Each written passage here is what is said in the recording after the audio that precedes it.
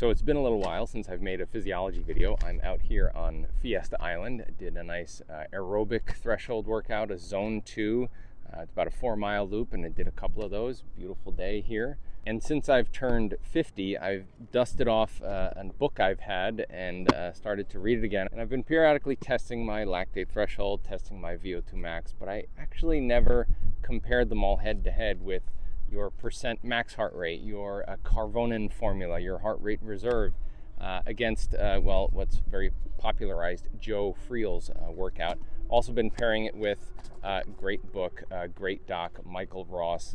Sad story that happened to him. I remember I met him actually at a triathlon. He ended up passing away from cancer, but he wrote an incredible book, and I love to read it, and he's got some great workouts in there.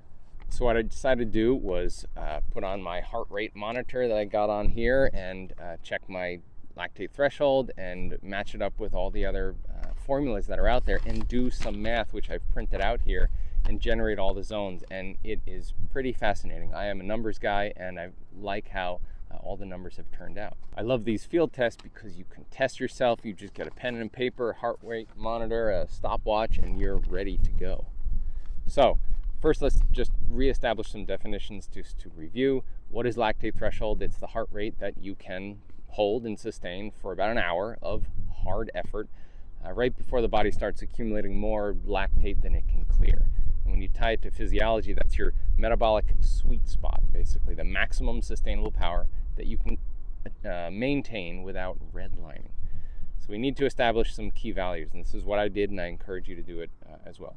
First, you select your test duration, and for checking your lactate threshold, the 20-minute workout is really key here.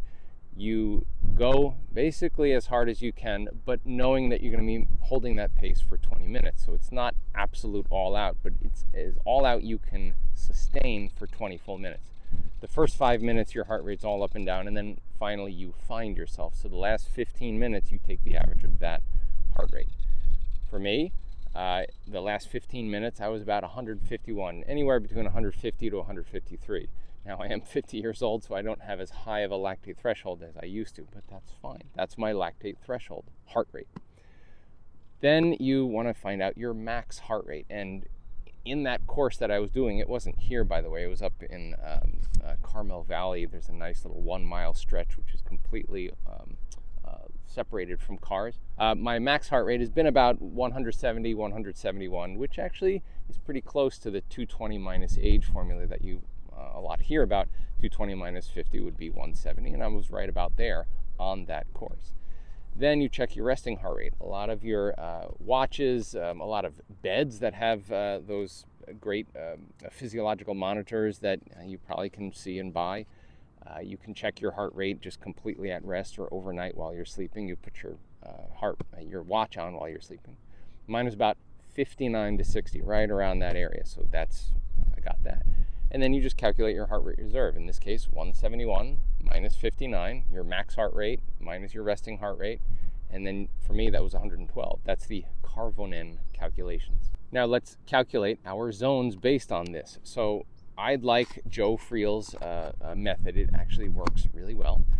It is very threshold centric, right? It's much better for endurance athletes, or actually endurance athlete wannabes like me, because it reflects metabolic changes rather than some arbitrary percentage of your max heart rate.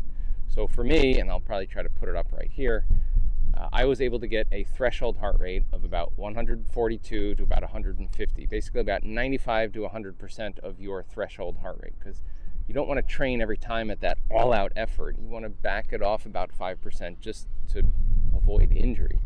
And that was my lactate threshold.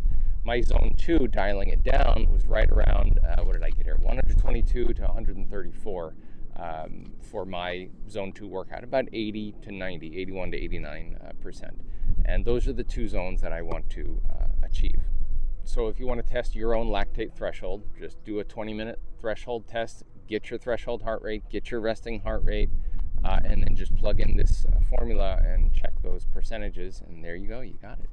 And that's how you raise your fitness efficiently. You use zone 2 to build your base, and then you dip into zone 4 every once in a while to sharpen your edge, so to speak. you do need both. With lactate threshold, your zone 2, or my zone 2, would be about 30 beats per minute below my lactate threshold. So 150 minus 30 is about 120. That's kind of the upper limit of zone 1, really, into the lower limit of zone 2. That's a great spot to just do your easy, long, steady training.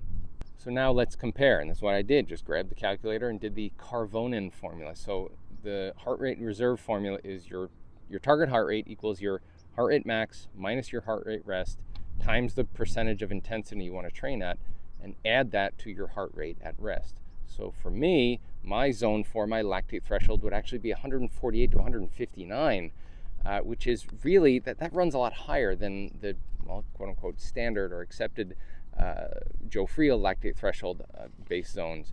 And that is typical, since heart rate reserve formula really anchors to your maximal physiology, right, your max heart rate, instead of your true lactate threshold. So I am not surprised that this was running high for me, and I would have started to, well, basically redline if I only used the Carvonin formula.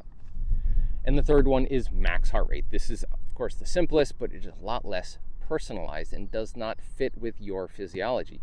These are just zone cutoffs per ACSM or similar endurance frameworks, but American College of Sports Medicine is largely used. And basically the percentages are right here. You just take a percentage of your max heart rate. For me, zone 4, according to ACSM guidelines, would be about 80 to 90% of my max heart rate, which would give me a range of down to 137 and all the way up to 154. That is a wide range and a lot lower. That would not really challenge my physiology, so to speak, in terms of starting to push that lactate threshold. It is quite a range and not very accurate. So I was actually very excited that all three measurements are, one's a little higher, one's a little lower, and one is spot on, and that's what you want, the Goldilocks, which happens to be the Joe Friel lactate threshold range.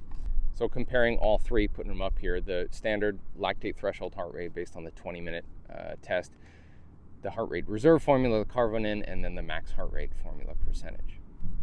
And by the way, I keep saying Joe Friel only because I love this book and his work is great, but the functional threshold power, Coggin and other people, there are other people that have published and documented about this. It is all within that basic zone, your lactate threshold heart rate, all based on the 20-minute test. So some practical takeaways here that I got from these fun field tests. You want to train at your lactate threshold zone for, well, in this case, cycling specific threshold work, because it best represents where my body transitions metabolically, dipping into zone 4 there. Heart rate reserve zones may be okay for general conditioning, or maybe cross training. If you're not using the bike, you switch to running or something else. Or even mixed sessions where you're doing a brick, for example, running and then, cycling and then jumping off the bike and going to a run. But it's not specific to your sport. The max percentage heart rate formula is obviously very simple, but it can really be off by about 10 beats per minute or even more for some athletes. So if you're doing threshold intervals in this situation, if you're a 50-year-old like me, and you have a similar max heart rate and resting heart rate, I want to aim to be right around 145 to 150, and then slowly backing off if cardiac drift starts to push my heart rate late during that threshold set. So in summary here, different math, same goal. I prefer to train where my physiology is, not my, ego says I should. Just train within your zone. And I love doing these field tests. It's so much fun. It connects theory that you read in books and text to practice, right? Lactate threshold defines our performance much more accurately than any other formula. I really like that first one. Fun fact, by the way, the concept of lactate threshold was first described way back in the 1960s, but it wasn't really until the 1980s that endurance coaches really began using it to personalize those training zones. And that was long before your smartwatches could. So all you need is pencil and paper and a stopwatch and a heart rate monitor, and you're all set. And so to recap, my threshold is about 151 beats per minute. That's my anchor. From here, every interval, every recovery ride, every endurance session now fits into kind of a science-backed plan, and I'm glad that the math works. It is really cool. And that is what exercise physiology in action is all about, turning lab and textbook concepts into life, and in my case, on two wheels, or, whoa, in this case, check these guys out. Yeah, out on the rowers there. This is a really fun place, Fiesta Island. I'm going to come back here next week and do a VO2 max test and see if I can really challenge my physiology, because I think I can push it a little more here since it's closed off largely to cars. I don't really need to worry too much, and I might be able to get a higher max heart rate. If you found this useful, please let me know, drop a comment, and hopefully I'll see you in the next video.